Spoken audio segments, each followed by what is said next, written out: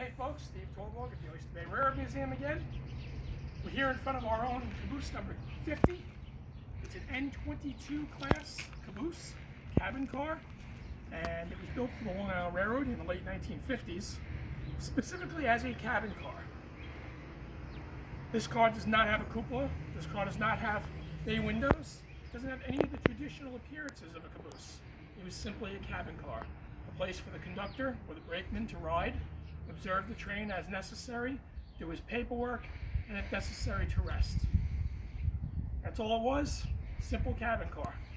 We came by this in the mid to late 1990s from the Long Island Railroad. It had been damaged by some vagrants that had gotten into the car and burned a hole in the floor. The railroad offered it to us, we restored it, and let's go take a look inside, shall we?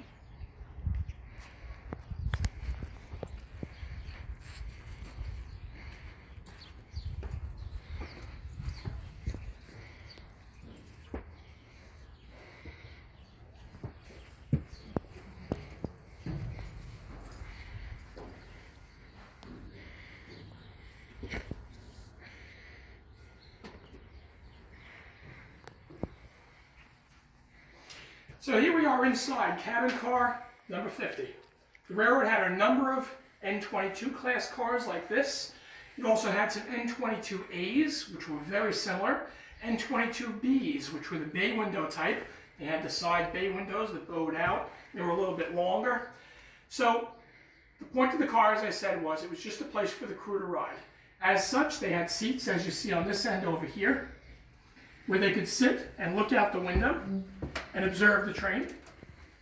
They could observe the train through this window right here, or they could observe the train by sliding open these windows on the side and looking down the length of the train. Again, no bay windows and no cupolas up top. On this side, there was a water tank, much as you saw in caboose number 12, except more modern day. This is where the water would drain down through, and so on, and that was just for drinking water and for washing water for the crew. Lockers, as we go down the length of the car, the lockers were for the crew's stuff, their grip, as the term is called. It could be their work clothes, it could be their regular clothes, whatever it was they needed for equipment, they were kept in the lockers.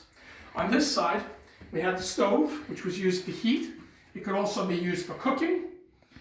This stove has been completely restored. It does operate, it's a kerosene stove. Back in the day, the kerosene worked by just flowing in. They drop an oily rag in there to get it going with a railroad fusee, which is a fancy name for a road flare. And they drop that in there, and that's how they would heat it up. Well, you had no control of the heat. One of our members, unfortunately passed, Pete Taormina, restored this with an actual operating kerosene stove where you can regulate the heat. This right here was the fuel tank. It's fed from outside, but there's a fuel fill gauge right here. And the water tanks up top fed fresh water that again was pumped in from outside down below.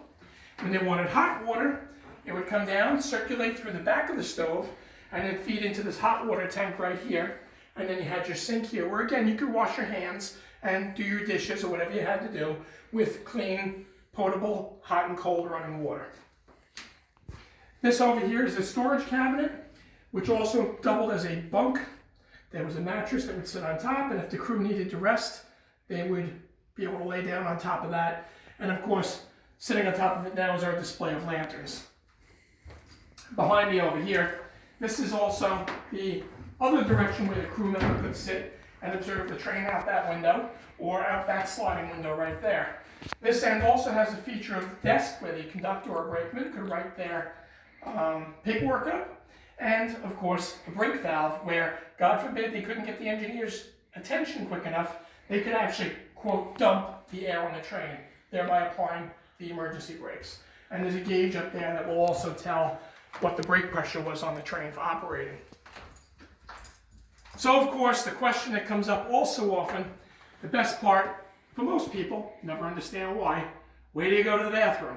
Well, as you've seen in caboose number 12, every caboose, cabin car, or crummy had a bathroom. And here's ours. And also, like in caboose number 12, you can take a look and you can see it goes right down to the tracks. No retention tanks, nothing fancy. You do your business and out it goes. So if you'd like to see caboose number 50, Come on down to the Oyster Bay Railroad Museum when the time is right.